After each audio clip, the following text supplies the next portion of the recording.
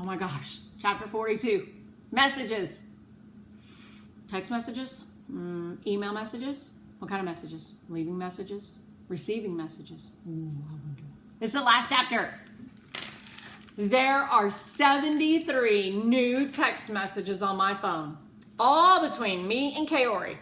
We're figuring out our business plan. Tanaka and Somerset. I almost suggested that it should be alphabetical order, Somerset and Tanaka. But since it was her idea and she's more the expert, I figured her name should come first. There are 73 new text messages on my phone. Yesterday, I only had 12, and most of those were from my mom. It's nearly midnight now. The room has been dark for hours except for the light of my phone.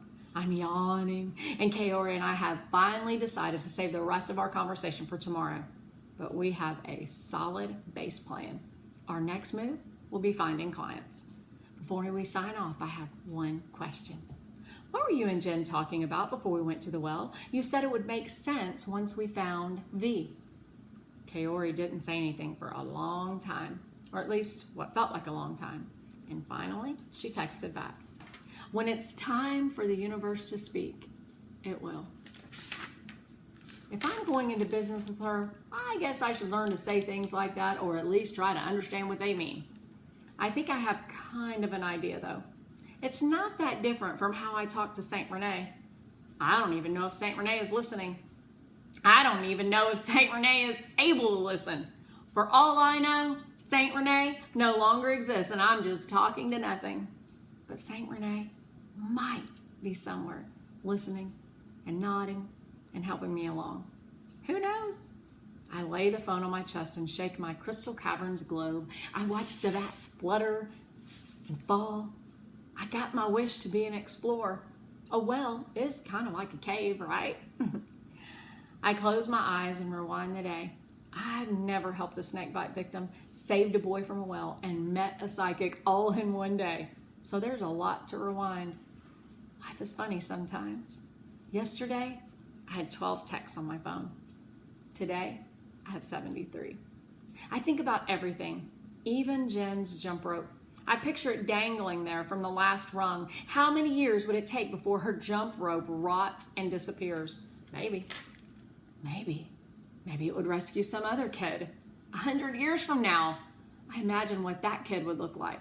It could be a boy again or a girl, and their friend dares them to go down to the well, and they do. And they fall. And they think they're stuck, and they'll never be able to escape until they see the rope. And they'll think it's fate. They'll wonder how that rope got there, and they'll never know. The rope will shine, a bright pink coil, in a dark, dark place. I like that thought. It's like we've left something behind. I don't know for sure, but I don't think I'll have the nightmare tonight. Don't ask me how I know. Sometimes you just know. I think about Lilliput and Gulliver too. I wonder if my mom will let me get another guinea pig if I ask her. I think of Sacred. What was he doing at this moment? And I think of Virgil too. The way the redness crept into his face, the way he wasn't able to talk.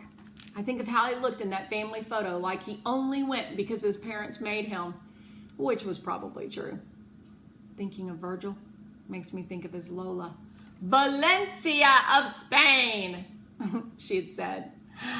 I remind myself to learn more about the Valencia Cathedral.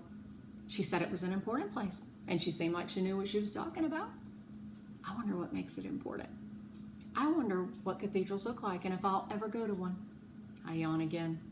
My eyes are still closed. I feel myself falling down, down, down into sleep. I'm almost there when something jolts me awake. I jump. My eyes open. The room seems lit by a flashlight. Only it's not a flashlight, it's my phone. And it's vibrating. Kaori must have forgotten to say something. I pick it up. My eyes burn because the screen is so bright. It's 33 minutes after midnight. It's Lola's number, but I know right away it isn't Lola. Suddenly, I'm wide awake. I stare at the single word, and for some reason, and I don't know why, I get a weird feeling in my belly, like 100 butterflies have taken flight. It says, hello.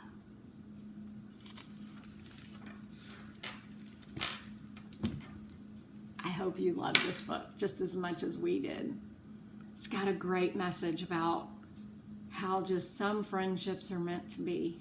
Look around beside you, behind you, around you, and see who is it that sits next to you, or is maybe in a classroom across the hall from you, or maybe someone that you just see at lunch. Say hi. Don't be afraid.